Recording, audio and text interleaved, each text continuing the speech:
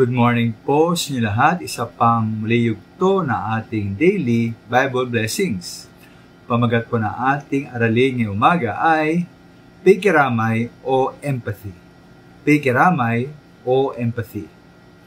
Ano po ba ibig sabihin ng empathy? Sa Pilipino ito po ay pakiramay. Ngunit po para sa akin, ito po higit pa sa pakiramay tulad ng sa isang namatayan.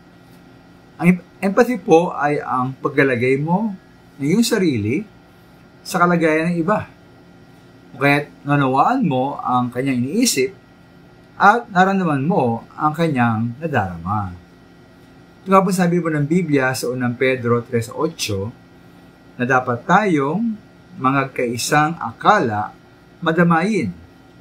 Sabi din po sa Romans 12:15 na makigalak tayo sa mga nagagalak at makitangis tayo sa mga matangis.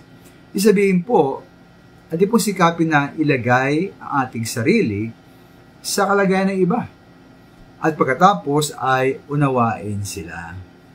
At kung gagawin po natin ang ganoon, at di madarama po ang kanilang nadarama, maging sa kagalakan man o sa pagtangis. Ganun nga po ating Panginoong Yesus na kanya pong ginawa ay nagkatawang tao para sa atin. Ayon po sa Hebreo 4:15, ang ating pinakapunong paring ito, ating Panginoong Yesus, ay nakaunawa sa ating mga kahinaan sapagkat tulad natin, tinukso siya sa lahat ng paraan. Subalit, kailanmay hindi siya nagkasala.